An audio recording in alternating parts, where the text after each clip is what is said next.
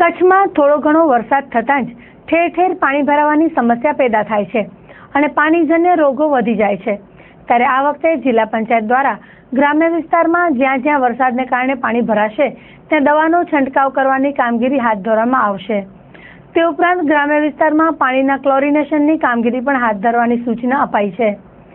જિલ્લા પંચાયતના પ્રમુખ શ્રી ત્રિકમભાઈ છાંગાના જણાવ્યા પ્રમાણે વરસાદી સિઝનમાં દર વર્ષે પાણીજન્ય રોગચાળો ફેલાય છે, ત્યારે આ વર્ષે સાવચેતીના પગલાંરૂપ આખા કચ્છમાં ગ્રામ્ય વિસ્તારમાં પાણીજન્ય રોગચાળો ન ફેલાય તે માટે યોગ્ય પગલાં લેવા સૂચના આપી દેવાઈ છે। શ્રી ત્રિકમભાઈએ આ અંગે ચંચળ ન્યૂઝ સાથે વાત કરી હતી।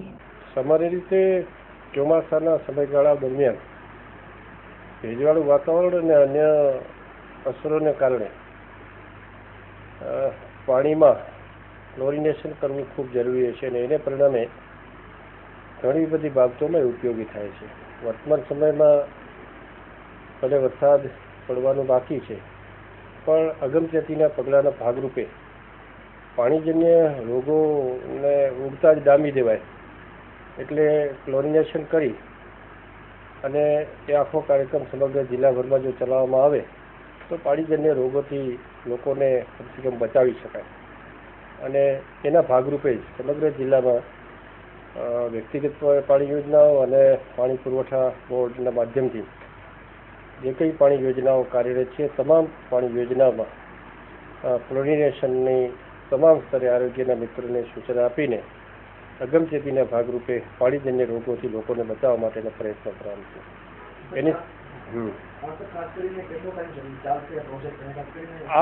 આ પ્રોજેક્ટ લગભગ એકાદ મહિનાનો, કારણ કે એક ભેજવાળું વાતાવરણ હોય, ચોમાસાની સ્થિતિ હોય, તહેવારો અને વગેરેને કારણે પણ ખાદ્ય પદાર્થો અને આવું બધું ચાલતું હોય છે, મેળાઓ વગેરે પણ આવા સમયગાળામાં થતા હોય છે, એટલે એ સમયગાળામાં સાવચેતી રાખવી જરૂરી છે।